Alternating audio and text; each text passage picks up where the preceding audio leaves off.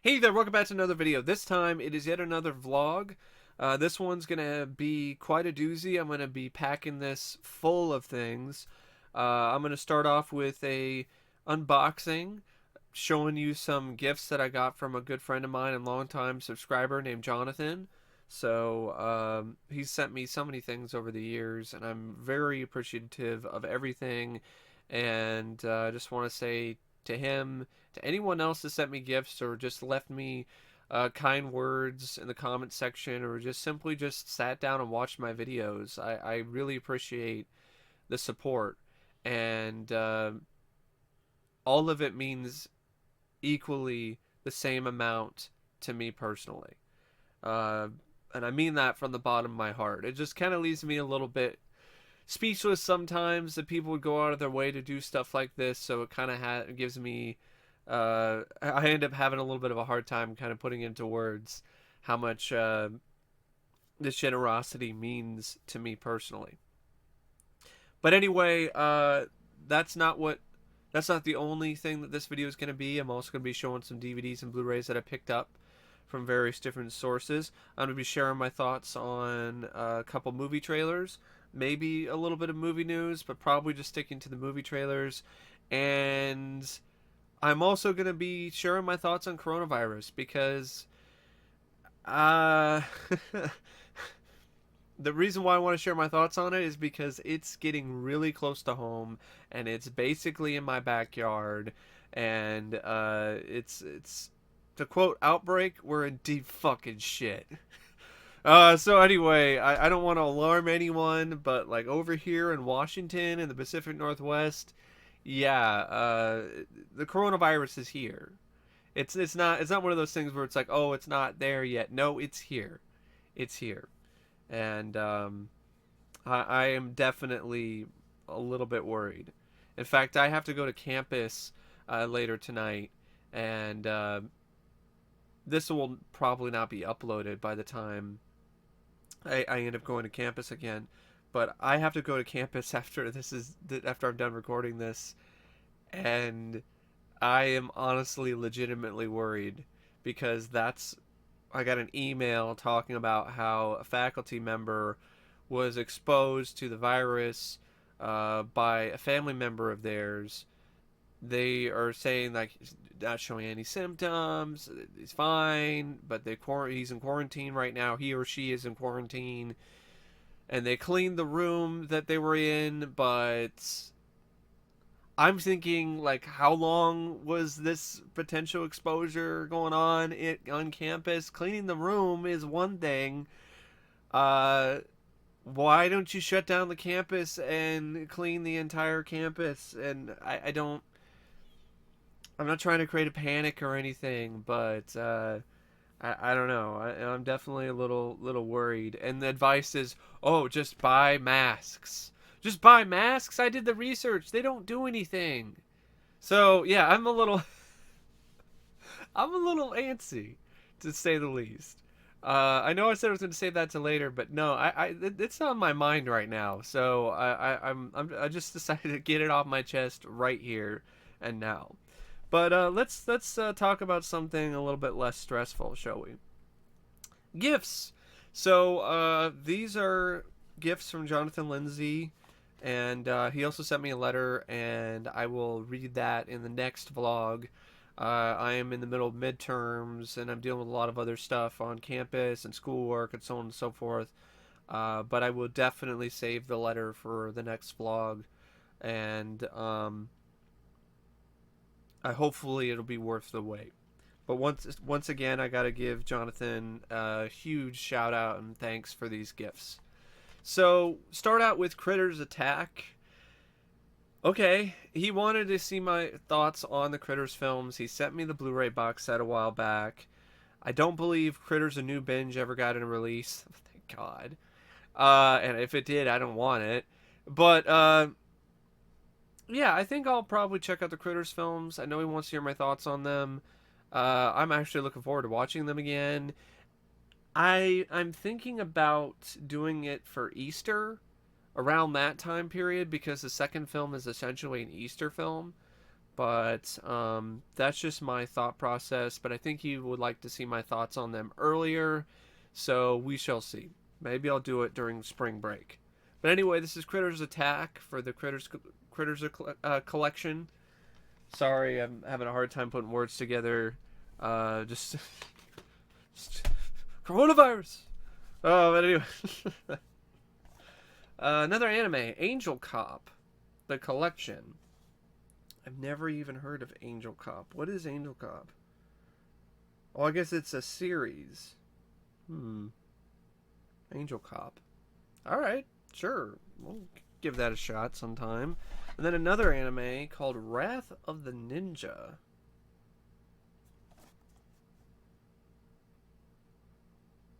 Yeah, Wrath of the Ninja.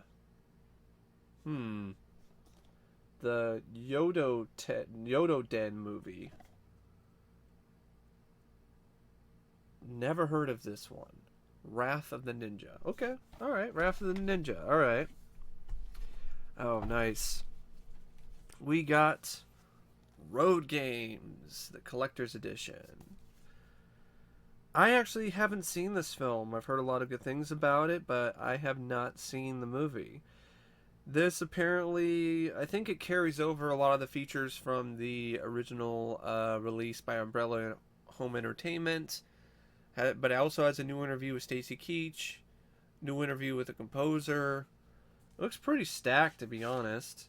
And I've always liked this cover art for this particular poster. So, cool. Road Games. Add that to my collection.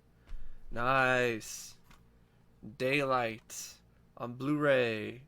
Been wanting to upgrade this for a while now. One of my favorite disaster movies, and actually one of my favorite Stallone films is Daylight. Oh, okay. Someone's watching me. John Carpenter, someone's watching me for the John Carpenter collection. I have this on DVD, but I'll gladly take the Blu-ray. This is a new 2K scan. Interviews with Adrian Barbeau and Charles Cyphers. Alright, cool. On audio commentary with the author of Are You in the House Alone? I've read that book, and it's actually really entertaining. So I actually might listen to that commentary, because I thought it was a really good book that she did. So, okay, someone's watching me. And then we got, nice, Starship Troopers on Blu-ray. I had this on DVD, but I did not have this on Blu-ray, and I'm glad to have it on Blu-ray, because I actually legitimately really enjoy Starship Troopers. The only good bug is a dead bug. I hope that's the coronavirus pretty soon. So anyway, that's the gifts from Johnathan. Huge thanks goes out to Johnathan for sending me those. Now we get to some DVDs that I picked up from a couple different places. Happy Deathday. Got this at Goodwill actually a couple days ago. I remember liking this movie, and it was pretty cheap and it was good shape, so I was like, sure, why not? Happy Deathday.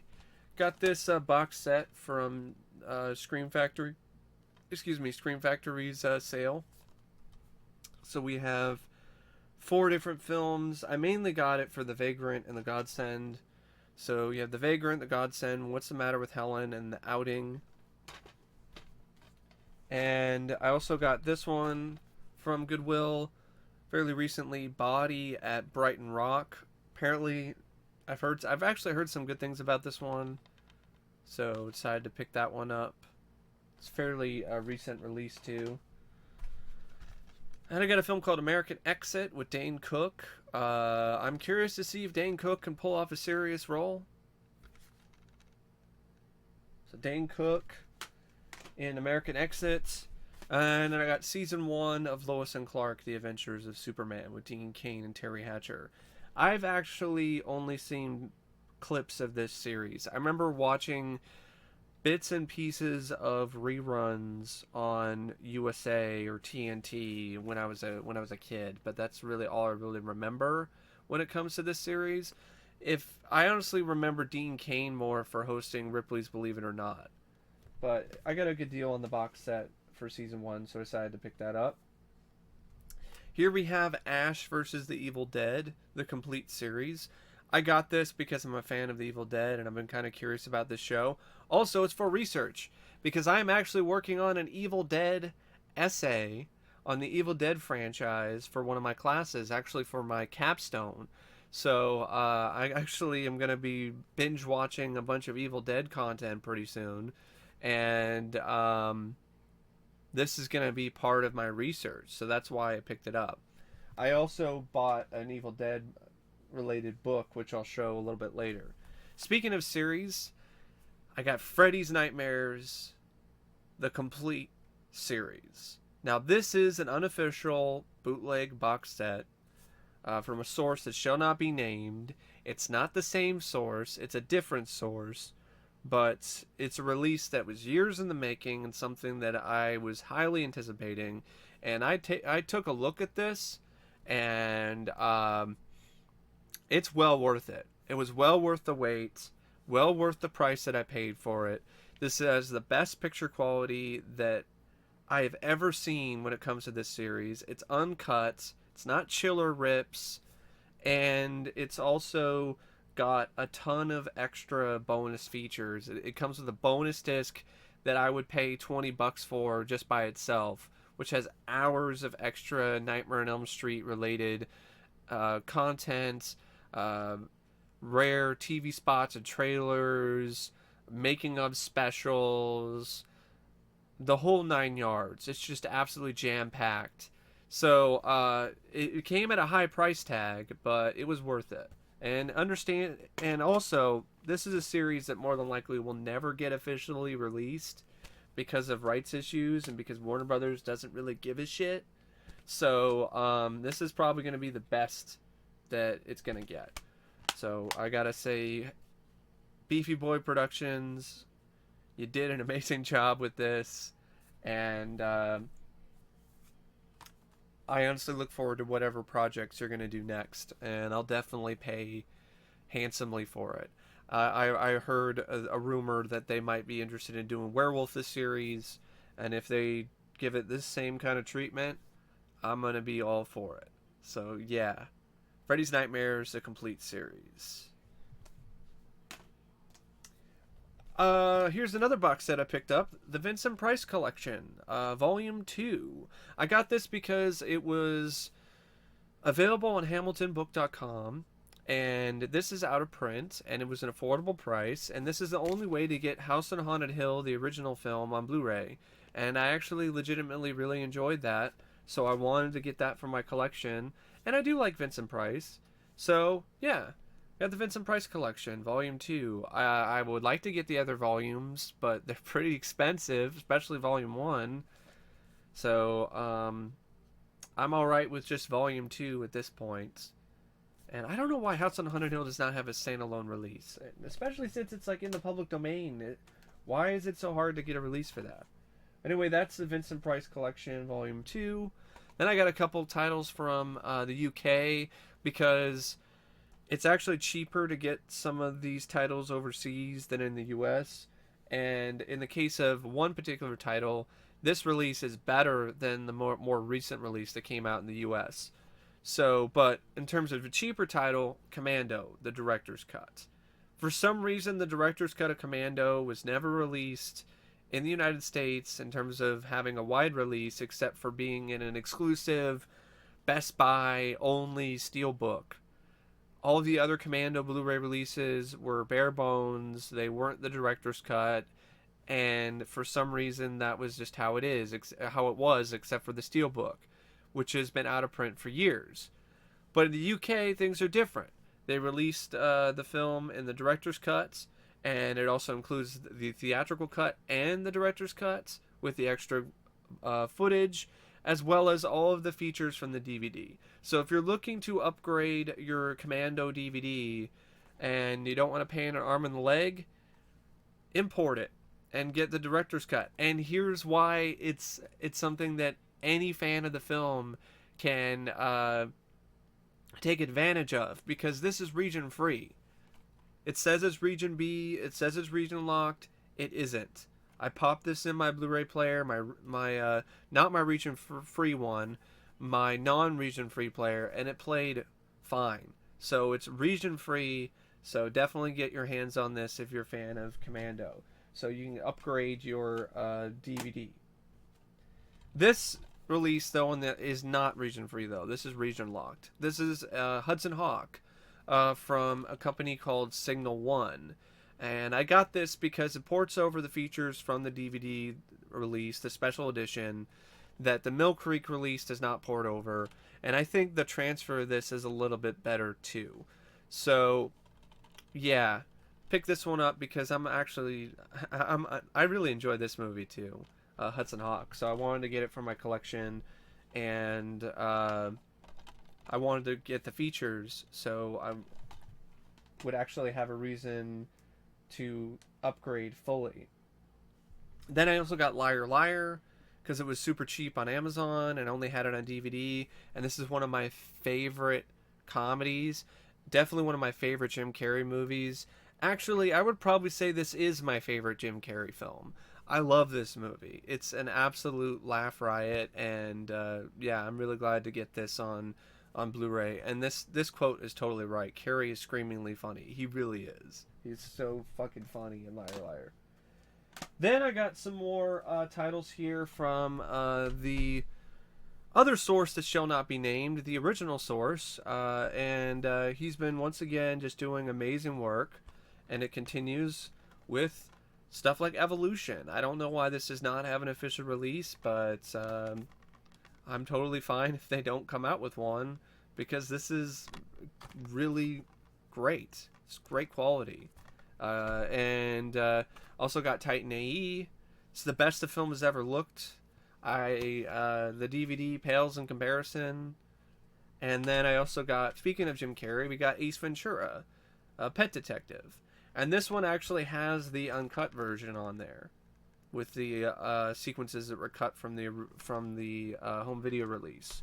And we got Tales from the Dark Side, the movie. And ports over the commentary track and the trailer, and great, gorgeous looking HD print. So yeah, really, really thankful for the source that shall not be named, who does amazing work. Then I got all four of these films in a nice little lot. So I got Hatchet, and I also got Hatchet 2, and then I got Hatchet 3, and then I got Hatchet 4, Victor Crowley. I got them for like $20 shipped. It was a good deal, and I'd heard some interesting things about these. At least, I mean, Kane Hodder plays the slasher icon, and there's a lot of horror cast members, actors that are well known for being in horror films throughout the franchise, and there's also a lot of practical gore, so I decided, sure, why not? Definitely for the price, it was a good deal. And then got a couple Blu-rays from Shout Factory's recent sale. Lord of Illusions, the collector's edition, because it's going out of print. So I wanted to get my hands on the Blu-ray because I think it's actually a legitimately underrated movie. Then I got Dance Macabre for the Robert Englund collection, and also because it was really cheap. And it has a new interview with Robert Englund on it, so I'd be interested to hear his thoughts on one of his lesser-known films. And then these are titles that I got from Hamilton Book again. They had some more stuff on sale, so I picked them up. Slaughter of the Innocents with Scott Glenn, from Synapse Entertainment. Then I got The Hunted with Christopher Lambert and John Lone. This includes the work print version. Yeah, it includes the work print version of the film, which is a little bit different apparently. So we got The Hunted, and this is an upgrade over my DVD, which is non-anamorphic widescreen. And then I got The Seduction with Morgan Fairchild, Andrew Stevens, an 80s suspense thriller. I like Andrew Stevens. and it has a lot of special features on it. I got a good deal on it. And then I got a Severin release of Death Warmed Up, and this has the slipcover. I think this is out of print, so that was a pretty good deal. This is an Australian, I think, independent horror film. It's New Zealand, actually, a New Zealand independent horror film. So the same place where Peter Jackson got his start.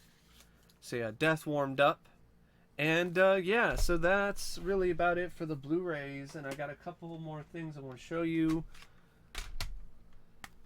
So we have Monster Mania, the CD. It's recordings of music from Godzilla movies.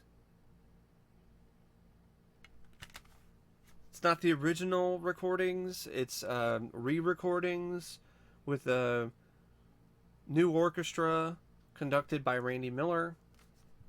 And then I also got D2, the Mighty Ducks soundtrack, because I've been honestly wanting to get my hands on this ever since I was a kid. Mainly for the Mighty Ducks suite and Rock the Pond. And also, it's just D2, the Mighty Ducks. I really like this film. It's a really fun movie. So that's it for the CDs. And then I got a couple books I want to show you. For one, I want to show you the book that I'm reading right now. It's called Searching for Candy by Tracy J. Morgan. And this is a biography written by a fan of John Candy.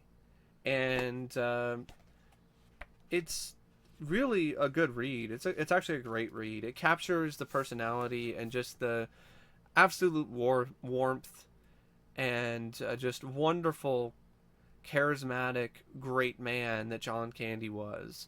It's got interviews with people who worked with him and were a part of his life. And it also has anecdotes from Tracy where she's talking about how John Candy lit up her life in many different ways. It's just a really fun read, and there's a lot of love put into this. So if you're a fan of John Candy, I do recommend picking this one up. And then I also got, for research purposes, I got The Unseen Force, the films of Sam Raimi by John Kenneth Muir. And this one is quite in-depth. It goes from The Evil Dead all the way up to Spider-Man. But a lot of the chapters are very detailed for even films like Quick and the Dead. The Darkman one is quite detailed. But I mainly got it for the Evil Dead stuff, because there might be some things I might be able to use for my paper. And also because I like Sam Raimi. At least I liked him in his prime. This is a little bit dated, though, keep in mind, because it stops at Spider-Man. So there's no talks about anything that he did afterwards. Spider-Man 2, Spider-Man 3, Drag Me to Hell. There's no chapters about that. I don't know if John Kenneth Muir did an updated version or not. But, yeah. So that's it for the portion where I talk about the stuff that I found. Next up will be the portion where I'm going to give my thoughts on some movie trailers and a few other things. So stay tuned for that. Let's talk some trailers, shall we? So I don't really have a whole lot of movie news to talk about. There's really nothing big. I know Bob Iger stepped down from his spot at Disney, but that's a whole wait and see scenario, because the new guy still has to report to Bob Iger, and it's not like there's going to be any massive shifts in the philosophy of the company. So it's just one of those things where, oh, all right, I guess that happened. We're just going to have to wait and see to see if there's any kind of changes or any kind of shifts that occur in the future. And if anything does start to shift, I will definitely discuss it. But as of right now, there really isn't much to say. In terms of any upcoming sort of Blu-ray releases, I know Arrow Video's going to be releasing a few that I'm kind of interested in. For one, they're doing a release of the film Dream Demon, which for many, many years was a UK exclusive. And it still is kind of a UK exclusive because it's an Arrow Video UK release. but it's one of those 80s horror films that I don't even think it even got a release in the US on VHS, Laserdisc, or DVD. So, and for many years it was only available on VHS or VHS rips burned onto a disc. So I am legitimately curious about Dream Demon. But that's probably the one upcoming release that I'm really interested in, as well as Creepshow the series. AMC and Shudder just announced that there's going to be a Blu-ray release for season 1 of Creepshow the series, and that I am super psyched about. I already pre-ordered a copy because, as you know, I like the series. It was, in my opinion, one of the better modern anthology shows that I had seen. So I'm really happy that it's getting a release, and I'm gonna do whatever I can to support it, so we can get more releases of Creepshow the series, and hopefully more seasons of the show. I know season 2 has already been greenlit, so we're at least gonna get that. Hopefully, AMC and Shudder can also make deals and release other Shudder exclusives on Blu-ray. It would really be really cool to see some of the documentaries like Horror Noir and the Tom Savini documentary get a release. But as I said in the beginning of this part of this vlog, let's talk some trailers. And I got a handful of trailers I want to talk about. The first one I want to talk about is for a film called Run. This film completely came out of left field. I didn't even know anything about it until I saw this trailer, and it really surprised me. I thought this looked really intriguing. I thought it looked genuinely suspenseful and tense, and it's already on.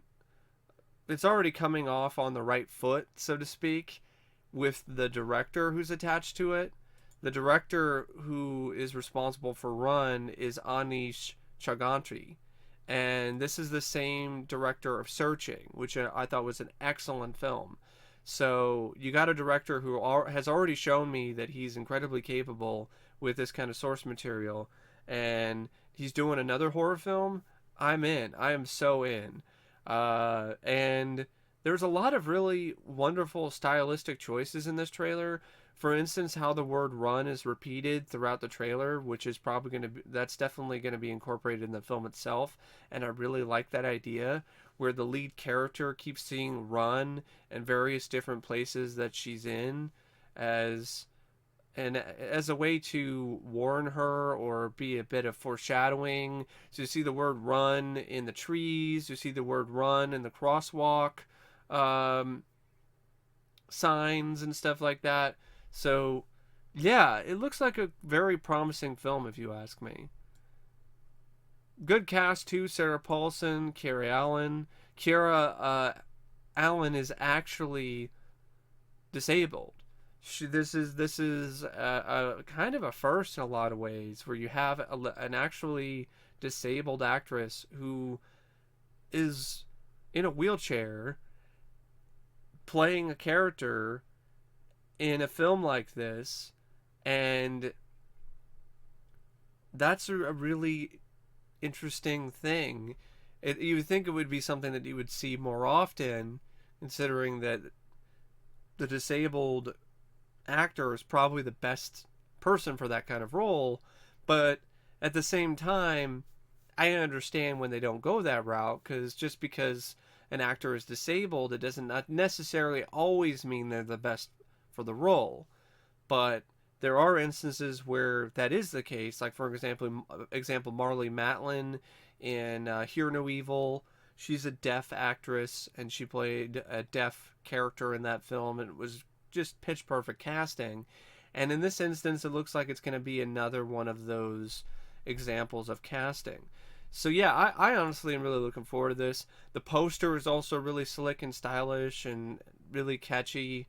It looks, it doesn't look like a typical movie poster that's made in like 5 seconds with Photoshop. So I definitely appreciate that. And the trailer also had a really interesting, continuing with the unique aesthetic. The trailer did something I had never seen a trailer do before, where it started out in full screen, And then as the trailer kept going, the aspect ratio kept shrinking and shrinking and shrinking until it got to the point where it was like really, really tight. And I honestly think that's a really brilliant touch for a trailer. The trailer also didn't give away everything. At least I didn't think so. So there was enough ambiguity there to get you hooked. So yeah, I am 100% looking forward to that one. The next trailer I want to talk about is for Candyman.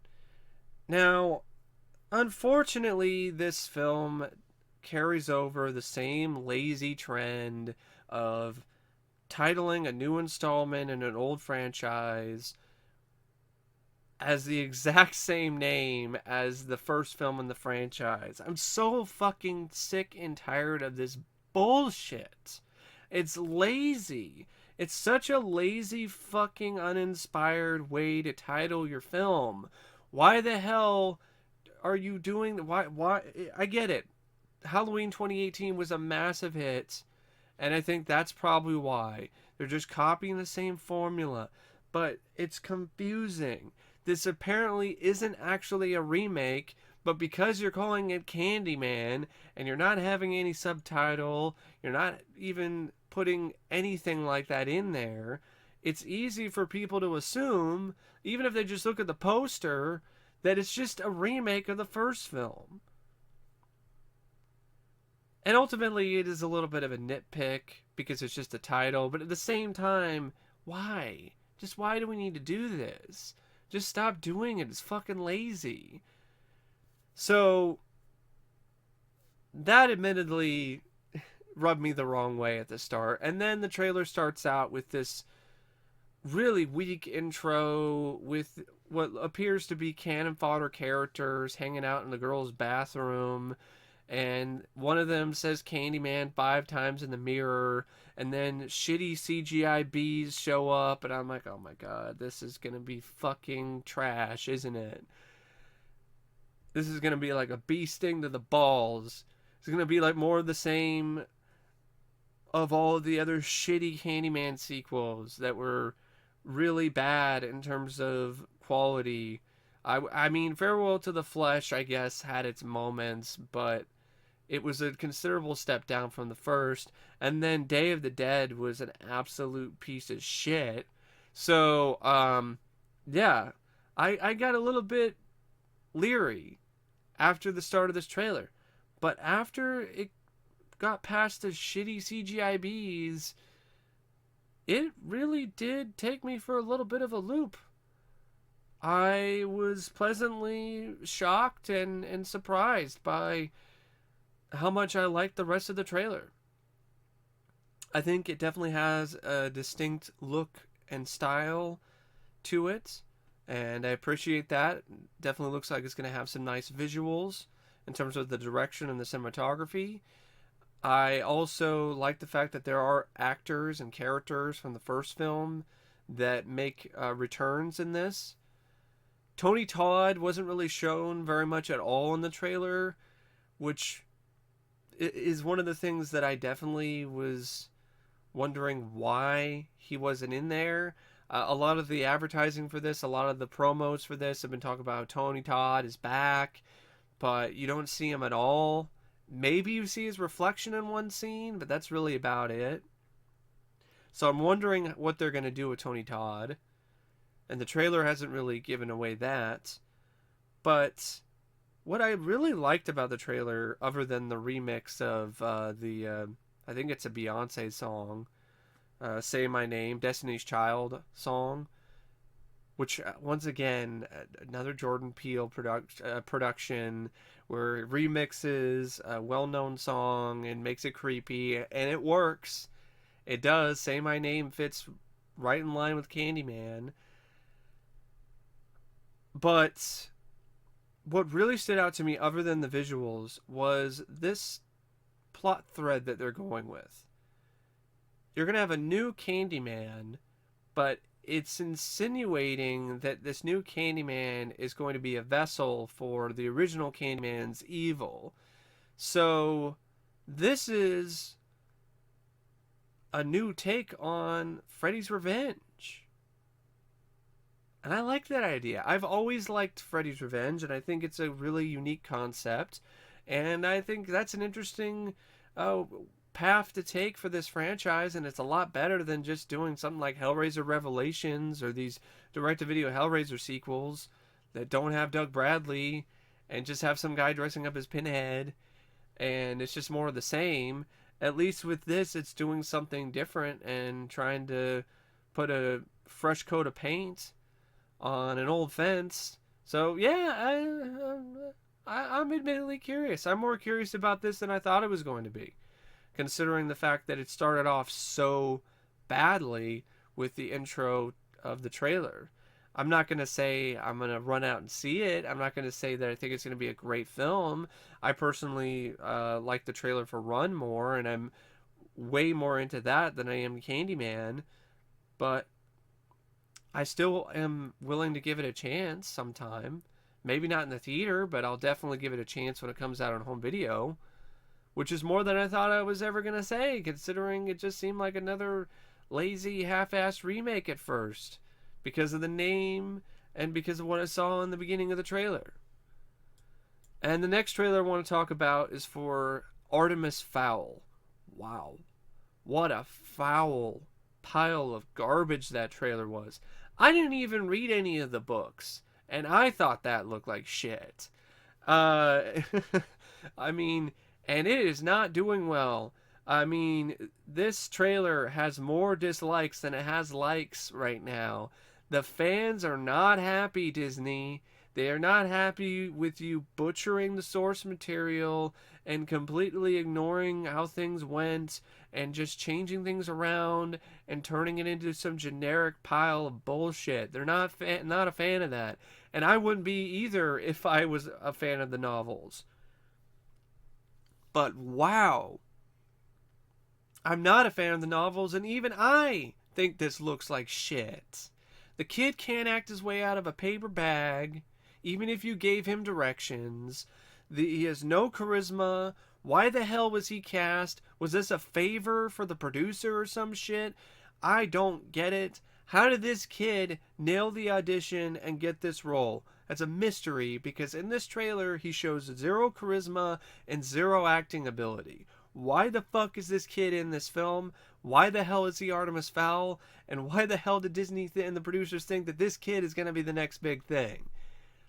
Also, it looks like another CGI mess with way too much CGI, slow-mo, all other kinds of overload of sensory nonsense, because a lot of it's just straight up nonsense, CGI nonsense, and the plot doesn't really look like much of anything, at least anything that really interests me.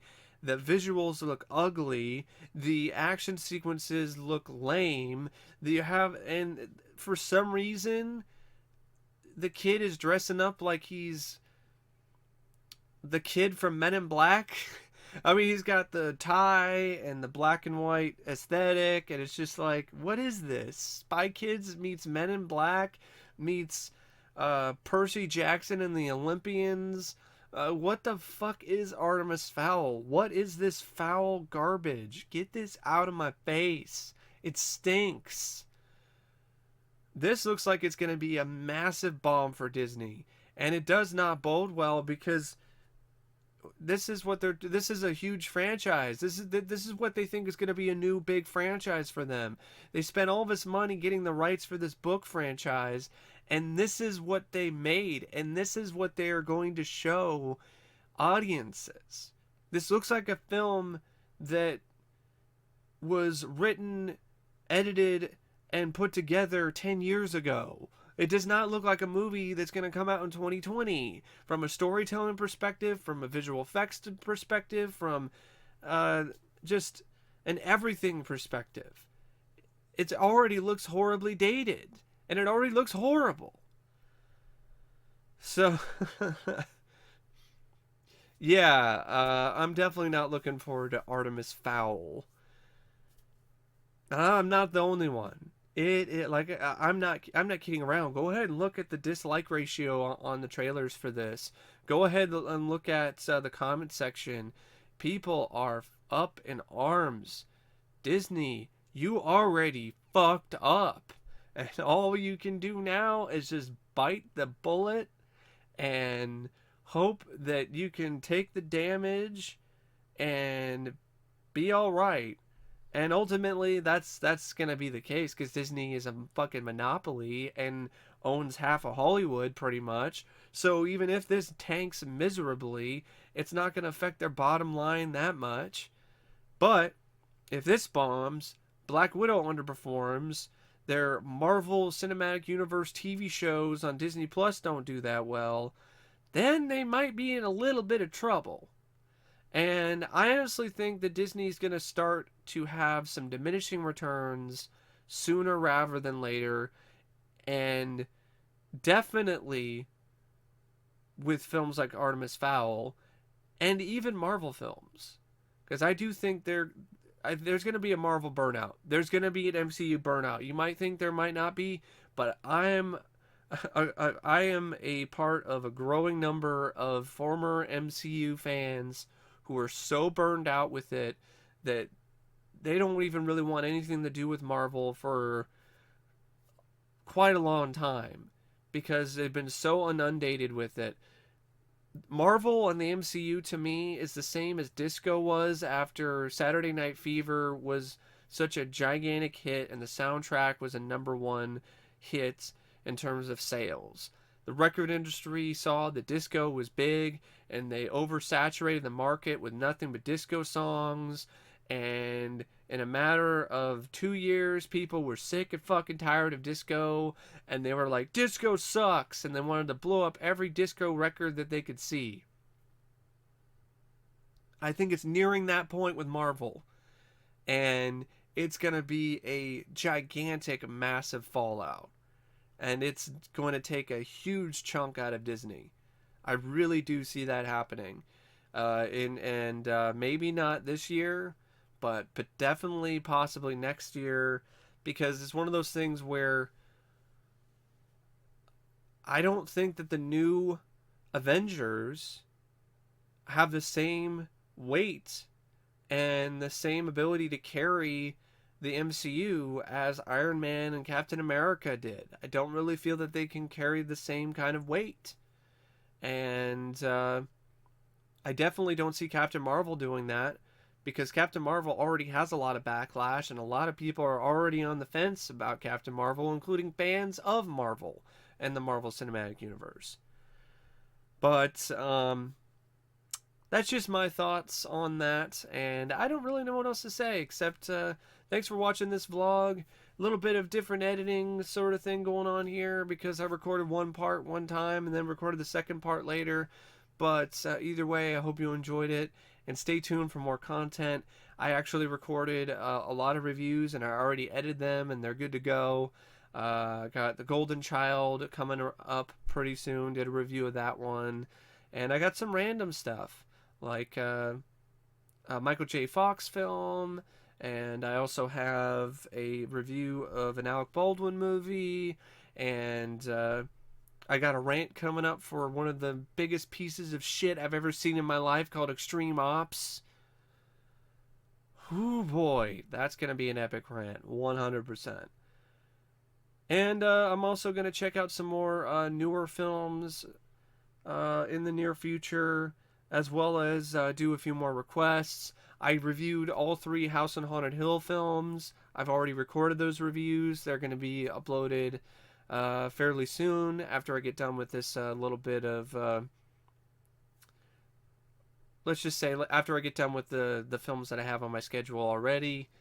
And I plan on talking about more Dark Castle productions like 13 Ghosts, House of Wax, and some other works by William Malone, like for instance the Fear.com. And I will also be working on part 1 of my interview with the screenwriter of The Funhouse, Larry Block. It's one of those things where it's kind of a long gestating process getting the edit together. I will definitely have at least 1 or 2 parts up by the end of the month, and I'm hoping at least one. I will definitely have at least 1 part up by the end of the month. I'm not going to make a guarantee about 2 because these are going to be more in depth and complicated edits because I'm going to be using pictures and some footage and so on and so forth. So it's going to take a little bit to get those done. But anyway, yeah, thanks for watching. Thanks for all your support, and take care. See ya.